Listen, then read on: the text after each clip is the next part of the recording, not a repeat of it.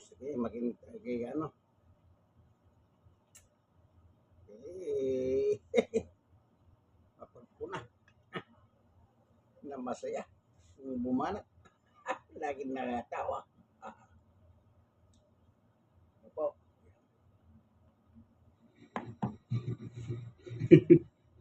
Nagdadrama na si Mike Diferensya. Diba? Nagdadrama na, guys. What the heck? O, ayan, guys. Nakita natin ang pagdadrama nitong si Mike Diferensya, di ba? Kala naman madadala tayo. What the heck? Halatang halata no? Isipin mo guys, ikaw unang-una, kapag ikaw ay, isipin mo, napaka-private, no? Di ba dapat yan ay private life na yan sobrang pribadong buhay mo na yan di ba? Ang gagawin mo, pakukunan mo ng video, may nagvi-video sa'yo, tapos lalapit ka sa anak mo, at kunwari magpapaalam ka dahil makukulong ka na, di ba? At pagkatapos, nagdadrama ka, tapos ipupost mo. Ano tawag dyan? Di ba, kabubuhan lang yung pagpapaawa? At sa tingin mo ba, Mike Diferensya, maaawa sa iyo ang tao? Utot mo! Di ba? Nagpapaawa ka lang, unang-una, kung di ka pala naman bobo. Ikaw ang gumawa ng mga katarantaduhan mo, di ba? Yung mga pinaggagawa mo, yan ay karma. Yung mga nangyayari pala sa iyo ay yung mga karma yan ng mga pinaggagawa mo. Di ba? Isipin mo, ang lakas mo mag-fabricate, no? Fabricate ng kwento, kumuha ng mga peking testigo, makapanira lang sa mga kalaban nyo sa politika, pera-pera, di ba? Kagaya ng 18 Marites, di ba? O nung nakaraan pa si Mawanay. So, ikaw ay hinahabol lang ng karma, no? Lahat ngayon, naakala mo kasi ikaw ay isang untouchable. Wala kang pinagkaiba kay Marco Tay, kaya nga magkakabarkada kayo di ba? Yung mga pakiramdam ninyo, untouchable kayo sa Pilipinas. Na kahit anong gawin yung panggagago sa mga Pilipino, kahit anong panggagago sa gobyerno, hindi kayo gagalawin. O, di ba ga? Yan ang akala nyo na dyan kayo nagkamali. No? Kasi nga, hindi nyo kilala talaga ng tunay si PBBM. Akala ninyo, puro kayo weak. Ayan, lahat ng nagsabi ng weak si PBBM, nasa na kayo ngayon? Simula doon sa puno ninyo na si Pentaboy, sabi niya, weak si PBBM, bangag pa, ayun, andun siya sa kulungan. Andun sa dahig. O sino pa nagsabi na weak si PBBM? Si Kimbulok. O, nasa si Kimbulok? Andun sa kulungan. Kayo ngayon, sabi nyo, di ba, weak si PBBM, kayo mga INC, china-challenge ang gobyerno ni PBBM. Ikaw, panay ang banat mo kay PBBM na hinayupa, kawasan ka ngayon. Di ba? Saan ka pinulot ngayon? Tulungan. Ngayon, yung drama nito ni guys, itong drama ganito ni Mike Diferensya, akala mo magkikilik pa. Tapos habang nakaposas, itinataas pang ganun. Nag-feeling bayani. Para bang siya ay hinuhuli dahil sa political persecution. Kadilong ko Di ba? So, akala niya naman ay maniniwala sa kanya ang taong bayan pues. No? Kadilong ko guys. Sandali nga. Sisinga lang ako katailong ko. Ayan, okay na. So, yun na nga. So, magdadrama-drama itong si Mike Diferensya at nagpapaawa. Isipin mo, pati yung bata, idadamay pa sa kagaguhan niya, no? Magpo-post, kunwari, nagpapaalam na, para nga naman kunwari, kaawa-awa siya at inaapi siya. Namo! Naisip mo ba yung mga babaeng mga binalahura mo, di ba? Yung mga single mother na nagtrabaho sa KTV mo at binalahura mong hinayupa ka? Naisip mo ba yung mga pinagtatanggol mong mga puon mo mga ng biktima, gumawa ng napakaraming EJK sa Pilipinas. Naisip mo ba yung mga nabiktima nung hinayupa ka? Ngayon sasabihin mo, kayong lumalaban sa korupsyon. Kami ang hinuhuli. Talaga ba? Karapan, dapat lang yan sa'yo, Bobo. Sa dami mo ng kinurap sa Pilipinas.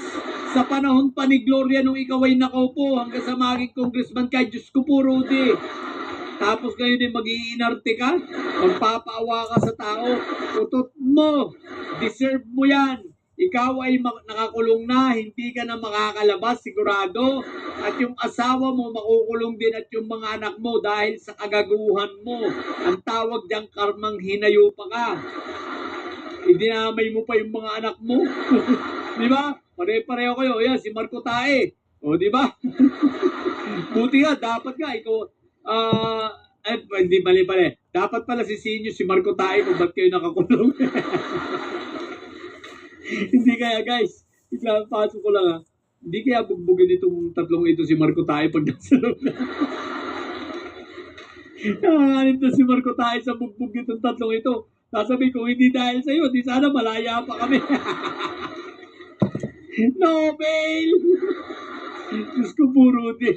Kaya huwag ka lang magmakawa, Bobo. Hindi ka kinaawa ang hit. Malupit. Alam niyo, kawawa rito yung ano eh. Yung 18, yung Marites. Yung paborito ni Mike Defensor. Na alaga niya yun eh. Testigo tungkol sa mga malita. Na siya namang tinitindigan ni Marcoleta at ng Iglesia ni Cristo. Yan ang kanilang pinipilit. Yan ang sinasabi ni Edwin Sabalay, tagapagsalita ng Iglesia. Dapat daw yung mga witness na yan. Ha? Mga witness na yan. Ang problema dyan, testigo, ang daming kaso mga yan eh. Daming kaso. At saka yung kung panonorin mo lang sila kung paano sila magsalita. Kung minsan na nagsasalita na lang yung abogado nila eh. Si Baliwod. Ika nga hindi sila accurate.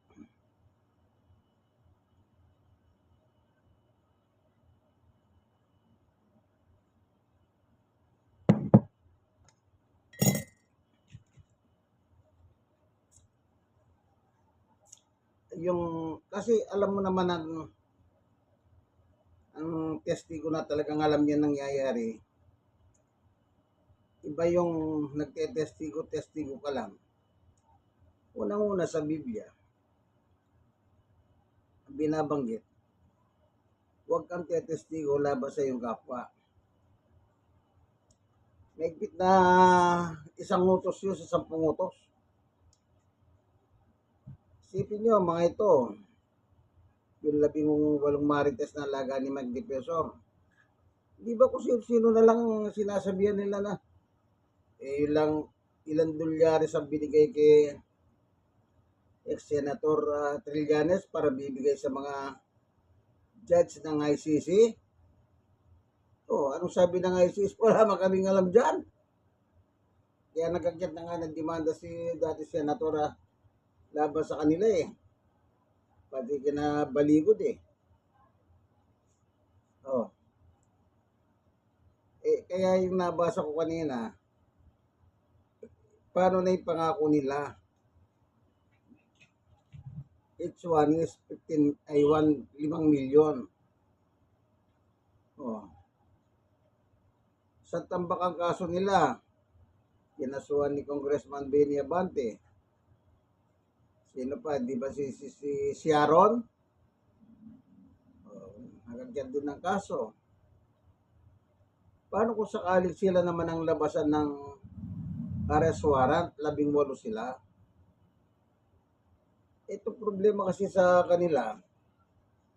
Akala nila, magigiba nila ang Pangulong Marcos.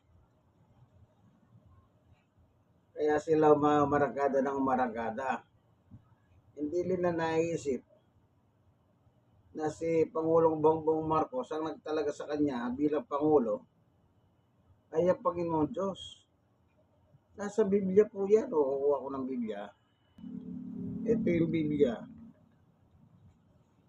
Baka akala niyo po, habang ginigiba mo ang Pangulong Marcos, hindi papayag ang Diyos, nagigibayin mo ang kanyang itinalaga. Lalo na kung wala naman kayo matibay na ebidensya. Ang Diyos ang naglagay ng presidente, Diyos din po mag-aalis.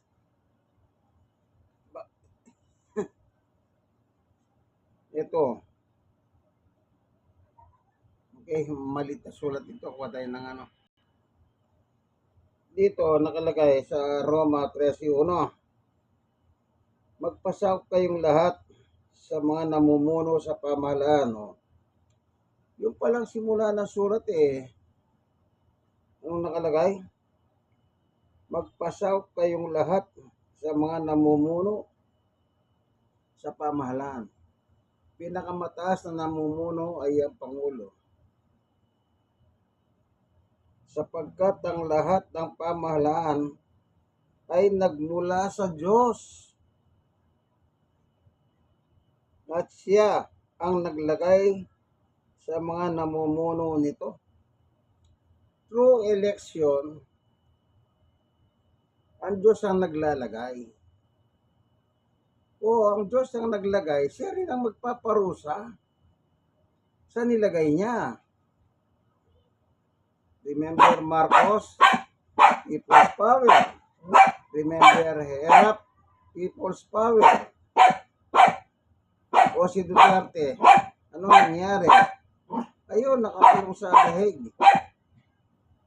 Itong sila Mike DePeso, nalaga nila yung tawag ito, yung 18, kunwari, kaya nga sabi ng Marine, huwag nyo sila tawaging Marine. Iya ang matawag silang mga Marines.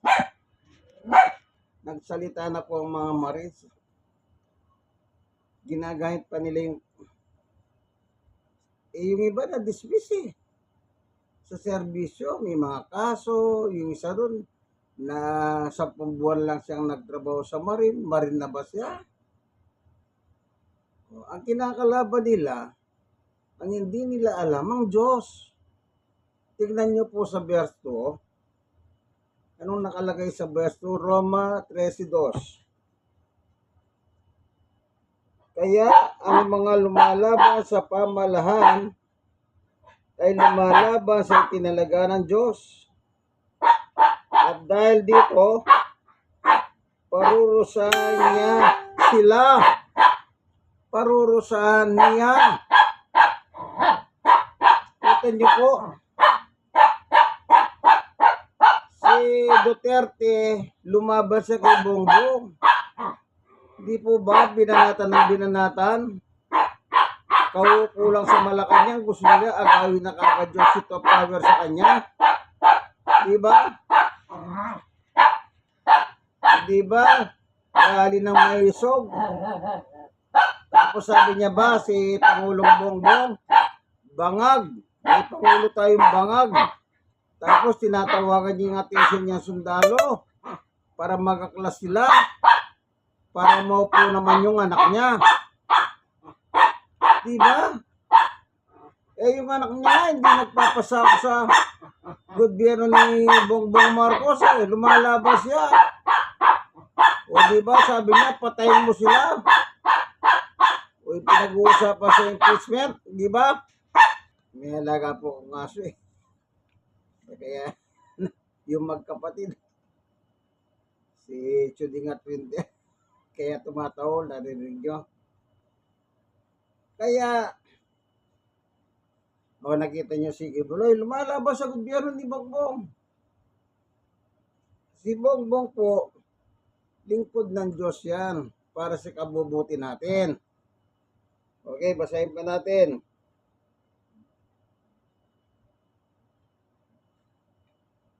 Yes, ang mga namumuno ay di dapat katakutan ng mga gumagawa ng mabuti. Ang dapat matakot sa kanila ay ang gumagawa ng masama. Kaya kung nais mo na wala kang ikatakot sa namumuno, gawin mo ang mabuti at papupurihan kanila. O kita mo? Gumawa tayong mabuti. Total, pag-eleksyon, tapos ng eleksyon. Tama ni politika. Gumawa na lang tayo ng mabuti.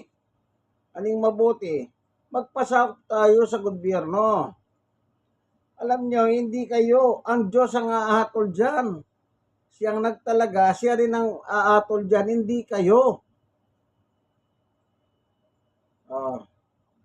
Wala namang ginagawa si Bongbong eh.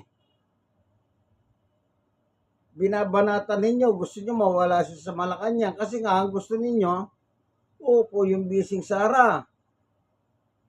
Hindi po pwede yung ganong kaibigan. Lagi nyo tatandahan. Nasan ngayon yung mga bumabati ko sa kanya?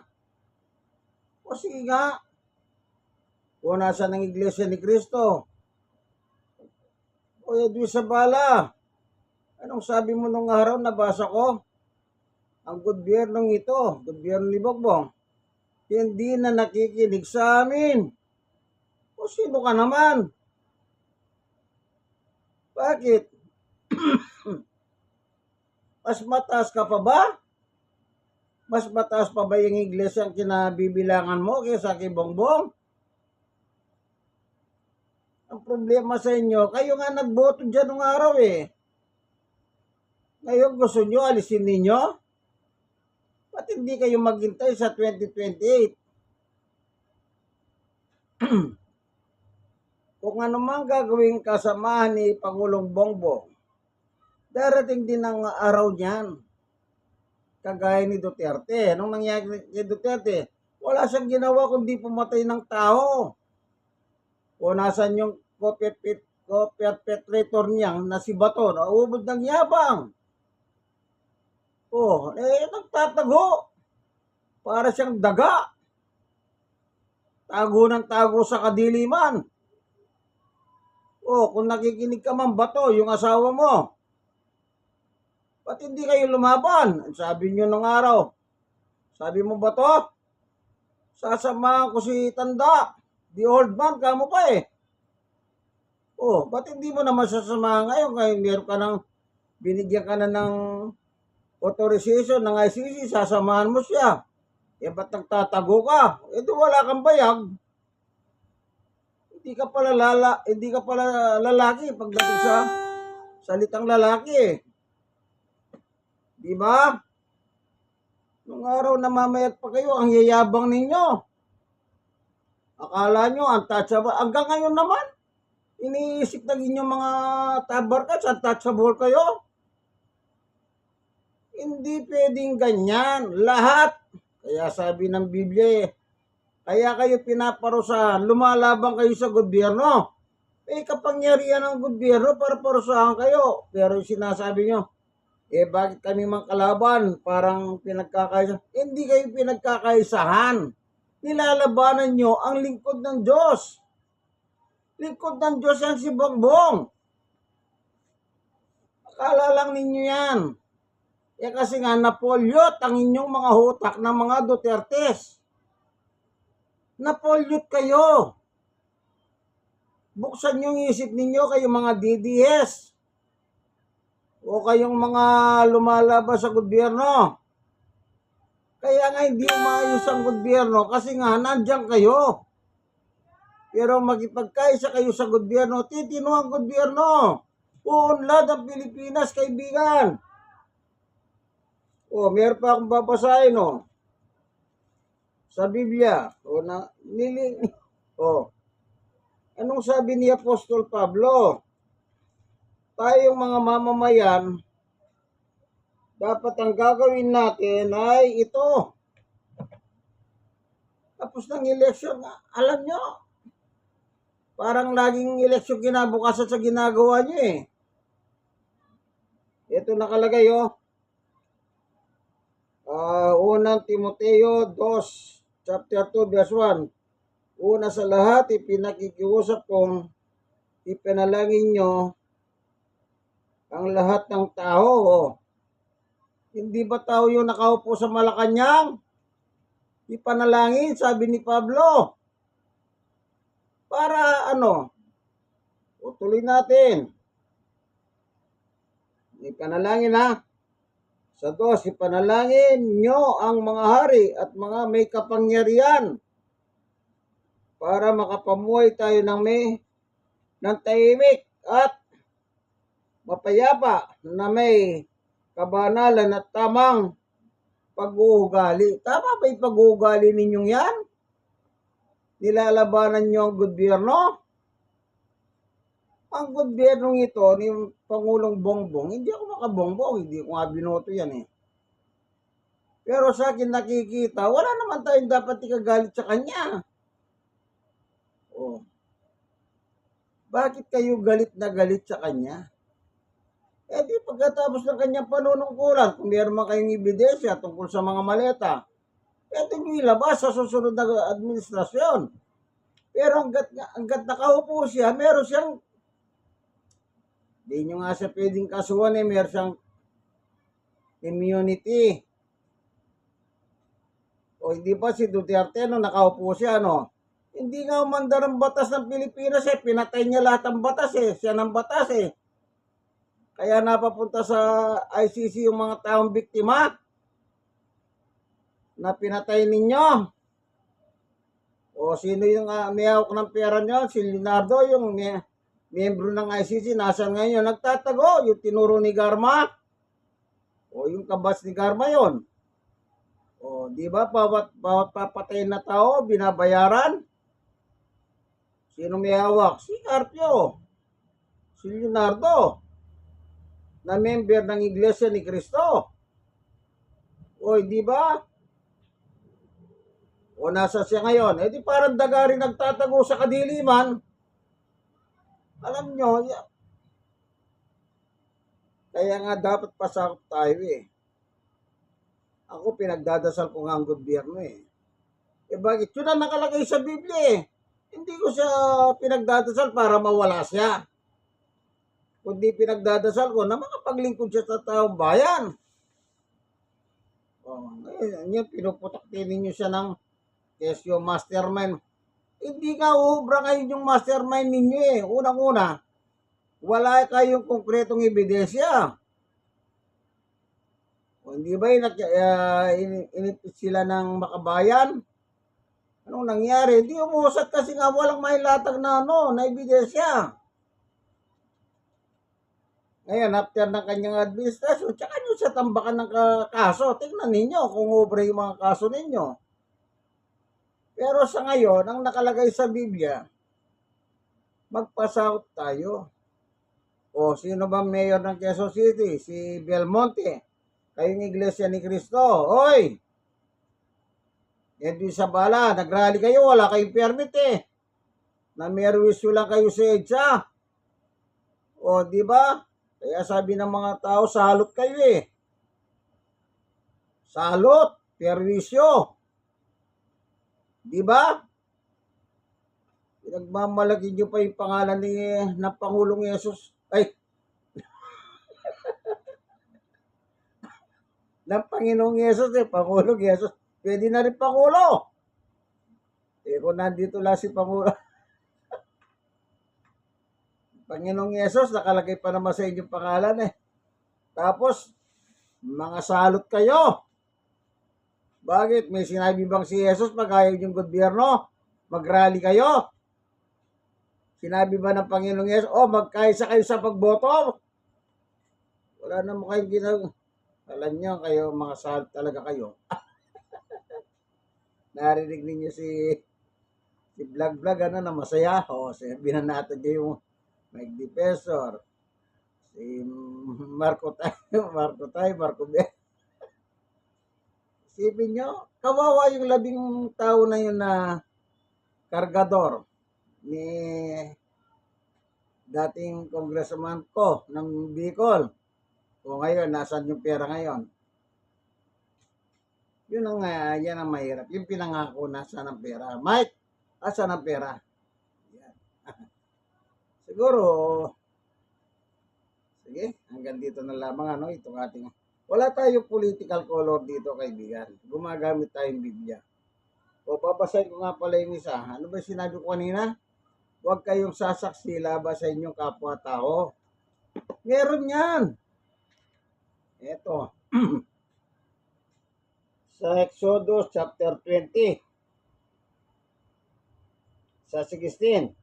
Huwag kayong sasaksi ng hindi totoo sa inyong kapwa. Yung mga 18, kung magsalita sila, kontra-kontra. Si Baligod na nga lang nagsasalita eh. Naalala nyo pa si Gudesa? Nasa si Gudesa ngayon. Invisible na siya. Ano sabi ni Marco tayo noon? Sa Blue Ribbon Committee, siyang head nun eh. Huwag kang magmadali, basahin mo yung ganito. Kahit anong basa ni Gudesa, wala eh. Di ba pati yung seal ng abogado? Ano sabi ng abogado? Hindi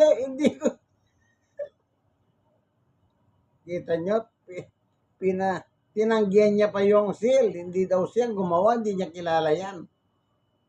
Si Marcoleta lahat ang gumawa noon. Kaya nandiyan ka ngayon, Marcoleta. Huwag kang mag-alala. Dahil sabi ng PNP General Hospital sa 15, i-deliver ka na. I-deliver ka na. Huwag kang mag-alala. Yung 75 billion mo, huwag kang mag-alala. Baka ipipris na yan. Wala kayo alam nyo, ako binasa ko lang ang Biblia. Kaya hindi kayo dapat magalit sa akin. Ako ginagamit ko yung isip ko.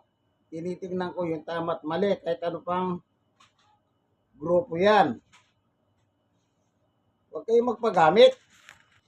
So, hanggang dito na lamang at least, nagbasa naman tayo ng Biblia. Kayong mga nakinig, nanood, buksan nyo lang ang inyong kaisipan. Saka pagdating sa eleksyon, yung gusto nyong iboto, yung iboto ninyo. Huwag kayong magpapadala sa mga dala daw ni ganito. Kasi alam nyo, kapag dinala mong kung ikaw na lang mag-isa, bahala ka na. Posesya mo yon. Pero kung sasabihin mo, ikaw ang leader na simbahan, dalhin natin to. Pag pumalpak yan, cargo di konsensya lahat na yan. At alam mo totoo yan. Kada gumagawang masama yan, anong pakiramdam mo? Ay, kasi binoto ko yan eh. Ano sasabihin mo, bandang uli? Nagsisisi ka ba? Ba't sa binoto? Wala na, nakaupo na eh. Pag boboto kayo, himahin ninyong maigi yung mga tumatakbo. Tingnan, lalo na ngayon napaka-high technology na natin. Isang pitik lang sa mga computer, lumilitaw yung mga tao eh. Tingnan ninyo ang background nila. Yung pagkatao nila, sa pamilya nila. Tingnan ninyo lahat. Ganyan ang tamang pagpili ng kandidato. Hindi huwag kayo sumunod sa mga leader kagaya ni Manalo. Ano sabi ni Father Reyes? The running face. Kulto. Huwag kayo basta maniwala kay Manalo. Sabi niya, hindi ba? Kailan lang? Sige, hanggang dito na lamang yung kaibigan Jesus, Brother Manny Bautista. God bless us all. Bye-bye.